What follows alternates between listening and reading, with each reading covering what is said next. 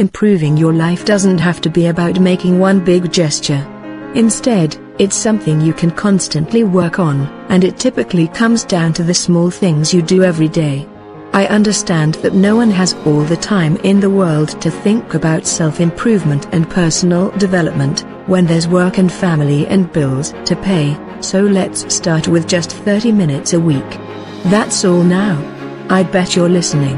What I am asking is you to try 1 or 2 or 5 of these activities and see if they help you become a better you, whether that means increasing your confidence, reducing your stress, creating deeper relationships, or becoming a healthier individual. Welcome to the Future Ideas. The idea that will inspire you, motivate you, encourage you and change your world. The 15 Habit to improve your life. Number 1. Achieve mindfulness. I'm sure you're so sick of hearing that you should totally try meditation, especially from your recently yoga-crazed mother. But mindfulness is a lot more realistic to achieve than the kind of meditation you hear about because it doesn't require years of practice and a yoga mat. And it only takes 30 minutes or less, sitting right at your desk. Wanna give it a shot? Here's exactly how to do it. Number 2. Develop a consistent morning routine. Muse career coach Adrian J. Hopkins suggests that the key to having a productive day, and saving yourself time in the morning, is breaking down every task into small steps, then scheduling everything by starting from the end of the day and working backward.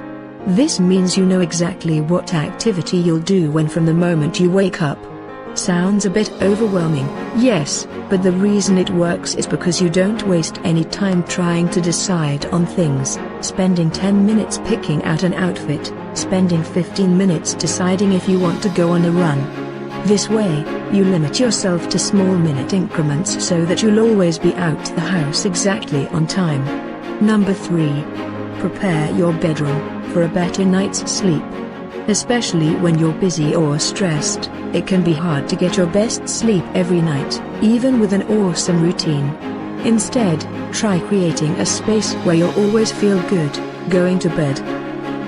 Number 4. Find an energizing midday activity that's good for you. You probably saw it coming, but just as important as setting a schedule for your mornings and evenings, is also having an activity that is guaranteed to bring you out of the worst midday slumps. Lily Herman suggests developing these 5 habits, or, if you're a coffee addict, consider these better alternatives to help you recharge. 5. Develop a consistent bedtime routine. A happy, healthy morning starts with a killer bedtime routine. There's no perfect answer for making your own, but the important thing is to make one and stick to it. For example, every evening I shower, make my lunch for the next day, and spend 10 or so minutes doing something that relaxes me in bed, whether that's scrolling through social media, reading 15 pages of a book, or talking to my parents on the phone. It's not always like this, but the consistency helps me fall asleep better and feel prepared to conquer the day ahead. Check my next video to watch my 5 great bedtime routines you should definitely try. Each will only take you 5 minutes. Number 6. Make your own lunch and dinner. Making your meals every day not only guarantees you have control over your health, but it's also cheaper and a great way to learn a new skill, or experiment with your cooking abilities. Number 7. Watch a TED Talk. TED Talks are like a mini lecture. They just might teach you more about yourself, or inspire you to innovate and carry out that dream you have always thought about. Plus, they're only about 20 minutes. Watch one while getting ready for work in the morning, or during your lunch break, or when you're sitting in a waiting room for a super quick knowledge boost. Number 8. Then eat it away from your desk. I learned many valuable lessons after bravely eating lunch away from my desk.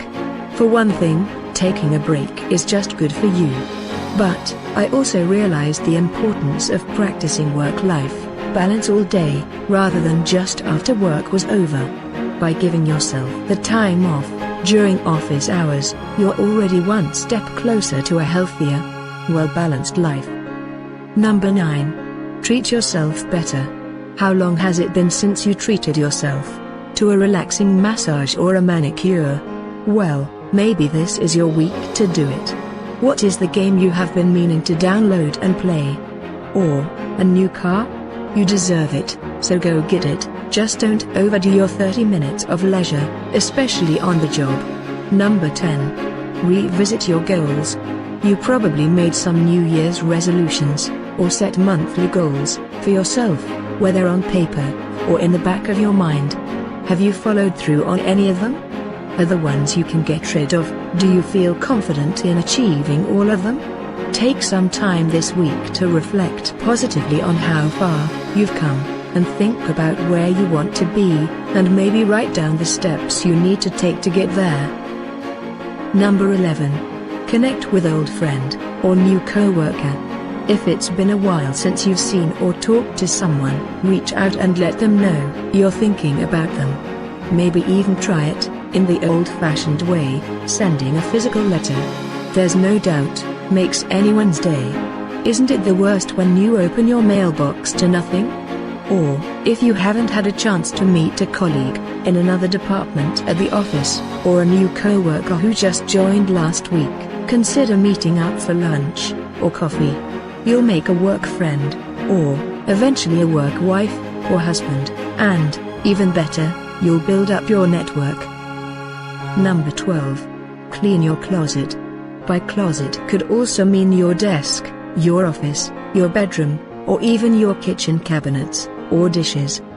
Cleaning is stress relieving, and actually a form of mindful meditation, according to some studies. So, kill two birds with one stone by reorganizing your space and practicing positive self-awareness. Number 13. Get outside. Notice, I didn't say go to the gym or go for a run. Because, yes, exercise is great. But for most people, including myself, it's a lot easier than done. So, I have another option for you. Go outside. Walk around, sit in the park and read, or go for a leisurely bike ride. Just being outdoors is good for you in so many ways. It improves creativity, helps us age better, makes us happier, and it might actually make you want to work out more. Science says so. Don't you feel better already? Try out these simple tips and see if you can start to develop better habits. The goal being you'll be healthier and happier a lot more often than just 30 minutes a week. Number 14. More reading. I have to admit that I have not read as much as I would have liked over the last few years. Between raising kids, managing a home and also working from home, it has been hard to find the time. There are so many benefits of reading, including stress reduction, improved focus and of course more knowledge. This year I'm making the lofty goal of reading one book per week, that is, 52 books this year. Here are my suggestions for reading more. Schedule it. If you don't make time for it, it just won't happen.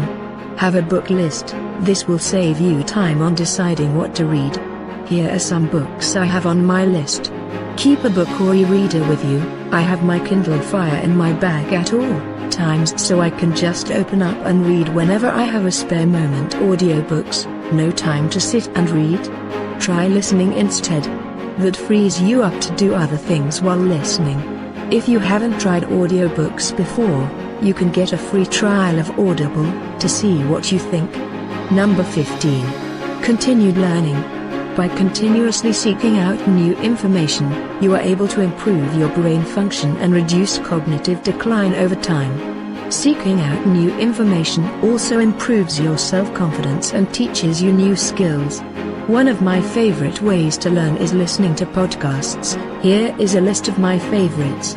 I have also found courses in topics I am interested in using Coursera and Udemy. You can find thousands of courses on any subject. Making small changes to your habits over time can make a big difference.